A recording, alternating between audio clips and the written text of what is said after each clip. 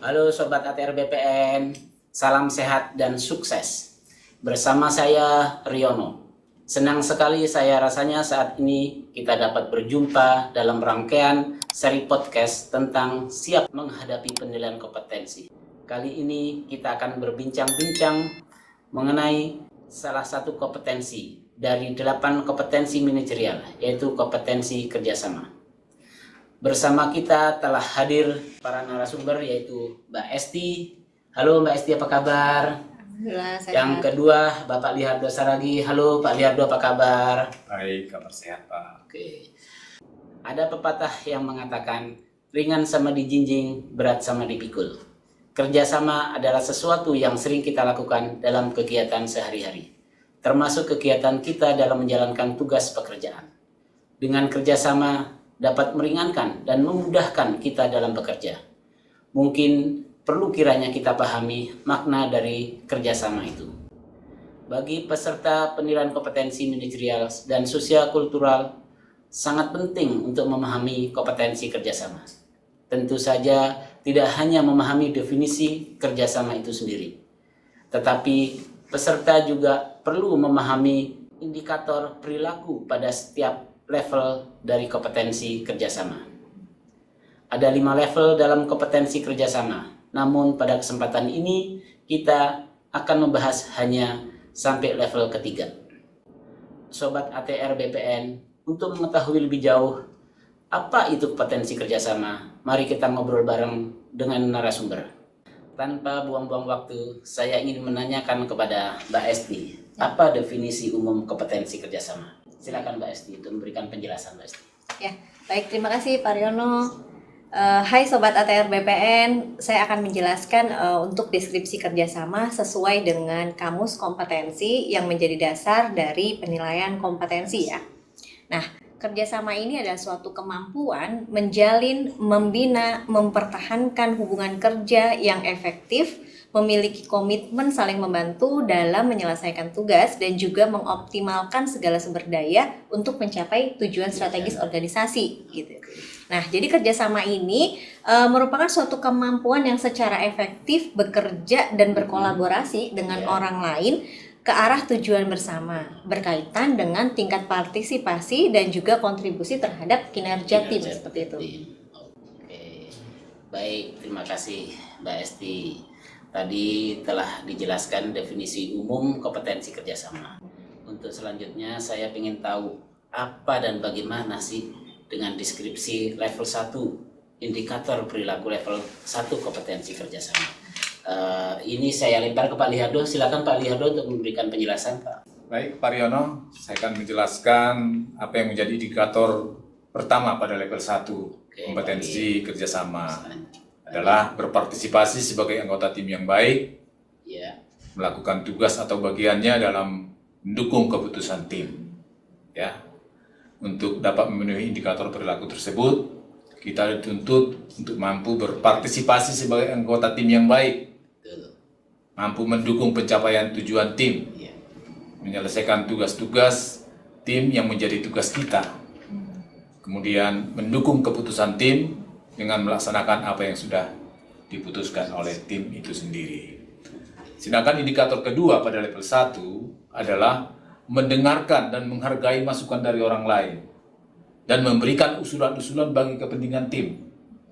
Nah, untuk memenuhi indikator perilaku tersebut, kita juga harus bisa memenuhi 2 hal.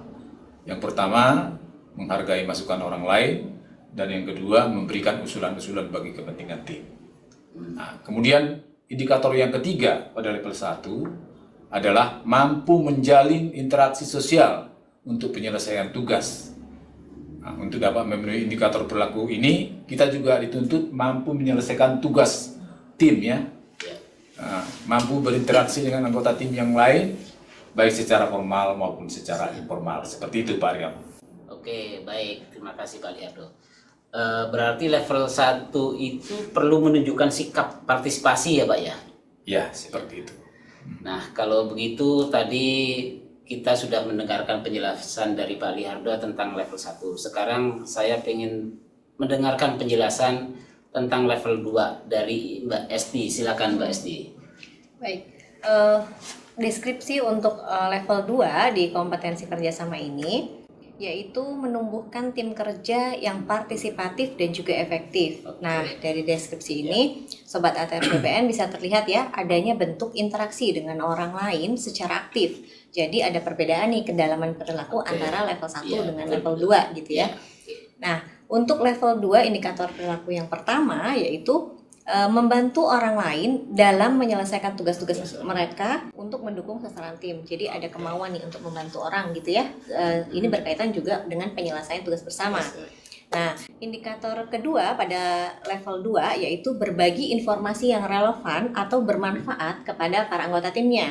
Dan juga mempertimbangkan masukan dan keahlian anggota tim dalam kelompok kerjanya itu, serta bersedia untuk belajar dari orang lain. Nah, sangat jelas ya Pak, ada 3 hal yang perlu diperhatikan nih Sobat ATR BPN, yaitu berbagi informasi yang relevan, mempertimbangkan keahlian anggota timnya, dan juga bersedia untuk belajar dari orang lain kan.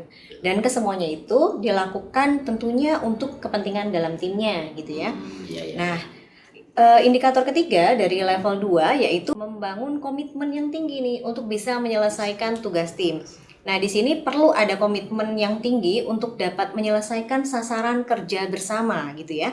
Nah, karena dalam setiap individu ini kan harus bisa menempatkan prioritas lebih tinggi nih pada sasaran kerja tim dibandingkan dari sasaran kerja pribadi gitu Pak. Nah, sehingga untuk level 2 ini sudah menunjukkan sikap kerja yang partisipatif dan juga efektif dalam berinteraksi dengan tim kerjanya guna menyelesaikan tugas bersama gitu. Oke, tolong Pak Liardo ya, berikan penjelasan deskripsi level 3 daripada kompetensi kerjasama beserta indikator perilakunya. Silakan Pak Liardo. Kita lanjut ke level yang lebih tinggi tentunya ya. Ya, Dari level deskripsi level 3, kompetensi kerjasama, yaitu efektif membangun tim kerja untuk peningkatan kinerja organisasi. Nah, kalau tadi pada level 1 kita dituntut berpartisipasi dalam kelompok kerja, level 2 kita dituntut lebih ya, mampu menumbuhkan tim kerjasama dalam secara partisipatif dan efektif. Sedangkan yang untuk level 3 kita dituntut mampu secara efektif membangun tim kerja untuk peningkatan kinerja organisasi. Jadi skopnya sudah lebih luas. Betul. Ya. Adapun yang menjadi indikator pertama pada level 3 adalah melihat kekuatan dan kelemahan anggota tim. Membentuk anggota tim yang tepat, mengantisipasi kemungkinan hambatan untuk mencari solusi yang optimal. Tentu untuk memenuhi indikator perilaku tersebut, kita dituntut harus bisa memenuhi 3 hal. Ya. Yang pertama, melihat kekuatan dan kelemahan anggota tim. Yang kedua, membentuk anggota tim yang tepat. Dan yang ketiga, dapat mengantisipasi kemungkinan hambatan dan solusi secara optimal. Sedangkan indikator yang kedua pada level 3 adalah mengupayakan dan mengutamakan pengambilan keputusan berdasarkan usulan-usulan anggota tim atau bagi kepentingan anggota tim atau kelompok, dan mampu bernegosiasi secara efektif untuk menyelesaikan pekerjaan yang menjadi target kelompok dan atau unit kerja ya. Oke. Nah, untuk memenuhi indikator perilaku ini juga kita harus dituntut 2 hal ini. Yang pertama tadi mengupayakan dan mengutamakan pengambilan keputusan ya berdasarkan usulan-usulan anggota tim. Kemudian yang kedua, mampu bernegosiasi secara efektif untuk upaya menyelesaikan pekerjaan yang menjadi target unit kerja atau kelompok kerja, seperti itu. Sedangkan yang indikator terakhir, indikator ketiga pada level 3 tersebut adalah membangun aliansi dengan pemangku kepentingan dalam rangka mendukung penyelesaian target organisasi atau kelompok kerja. Nah, tentu dalam memenuhi indikator ini juga kita dituntut menunjukkan adanya suatu aliansi tentunya ya. Aliansi yang dibangun dengan para pemangku kepentingan dan hasil yang diperoleh dalam rangka mendukung target kerja kelompok. Seperti itu Pak Riono. Oke, terima kasih Pak Liardo. Jadi untuk level 3 ini cakupannya sudah lebih luas Pak Li ya. Seperti itu. Kalau saya perhatikan malah mungkin bisa dikatakan orang yang sudah memenuhi level 3 itu bisa dibilang dia mungkin pemimpin atau leader dalam unit kerjanya itu ya. Iya. Gitu. Nah, untuk selanjutnya Pak Lihardo biar teman-teman sobat ATR BPN ini lebih jelas mengenai kompetensi kerjasama ini, tolong Pak Lihardo berikan contoh aja secara umum. Kompetensi kerjasama ini seperti apa sih gitu? Contohnya di perilaku sehari-hari Pak Lihardo. Oke. Silakan Pak Lihardo. Pak Riono, secara umum ya, misalnya kita sebagai anggota kelompok nih, Betul. kita dituntut bagaimana kita mengupayakan agar anggota yang lain mendapat informasi yang relevan dan bermanfaat, serta kita juga mampu mendorong partisipasi aktif ya dalam kelompok kerja. Seperti itu Pak Riono. Iya. Oke Pak Lihardo, terima kasih. Jadi intinya kalau tadi saya boleh simpulkan terkait contohnya itu bahwa seseorang itu mampu memberikan motivasi kepada orang lain ya. Iya. Gitu. Nah, Kontribusi gitu ya. kontribusi atau motivasi kepada orang lain untuk lebih maju lagi. Iya. Untuk itu mungkin Mbak Esti mau menambahkan, silakan Mbak Esti. Ya. Untuk contoh secara umum, Sobat ATR BPN, mungkin untuk kompetensi kerjasama ini misalnya mampu menyelesaikan tugas dalam sebuah tim kerja secara tepat waktu dan juga bertanggung jawab, serta juga berkontribusi nih terhadap pencapaian sasaran timnya gitu. Jadi memang ada kontribusi dari orang itu untuk bisa menyelesaikan tugas bersama gitu. Oh gitu. Jadi bahwa dia itu berkontribusi untuk memajukan unit kerjanya gitu ya, atau tim yang dia pimpin gitu di level 3 itu ya khususnya. Oke, terima kasih Pak Lihardo dan Mbak Esti. Baik, demikian tadi penjelasan atau deskripsi kompetensi kerjasama yang merupakan salah satu kompetensi dari manajerial kultural yang dijelaskan oleh para narasumber kita. Sebelum kita tutup, barangkali ada closing statement dari para narasumber agar sesi atau peserta penilaian kompetensi bisa sukses dalam mengikuti penilaian kompetensi manajerial.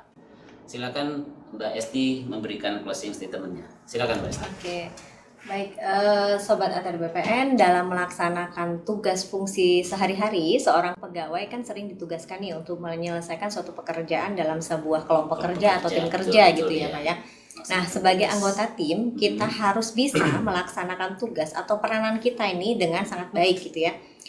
Serta turut mendukung keputusan yang telah diambil atau disepakati oleh seluruh Dalam anggota tim tim. itu ya. Ya.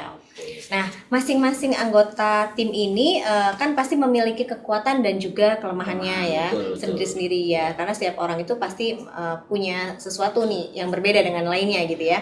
Nah, hal ini perlu untuk bisa dipahami agar dapat membentuk kekuatan tim sendiri dengan tepat gitu ya, dengan mengantisipasi kemungkinan-kemungkinan yang hambatan yang akan muncul gitu, yang akan dihadapi dalam melaksanakan tugasnya itu, kemudian bisa mendapatkan solusi yang optimal bagi keberhasilan dan tercapainya dari tujuan organisasi itu sendiri gitu Pak. Oke.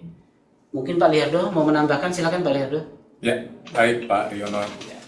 Bahwa memang dalam setiap kesempatan dan ruang ya, setiap insan manusia di dunia ini pasti membutuhkan apa yang namanya kerjasama ya. Betul. Iya, demikian Tidak bisa halnya. hidup sendiri gitu. Betul. Iya, demikian halnya dengan kita seorang ASN ya.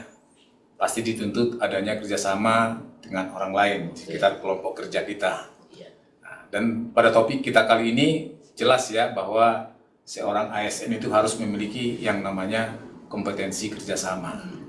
Nah, untuk dapat memenuhi kompetensi tersebut, kita dituntut harus mampu mempunyai rasa solidaritas menjalin, membina, mempertahankan hubungan kerja yang efektif, memiliki komitmen yang saling membantu dalam penyelesaian tugas tentunya, dan mengoptimalkan segala sumber daya untuk mencapai tujuan organisasi.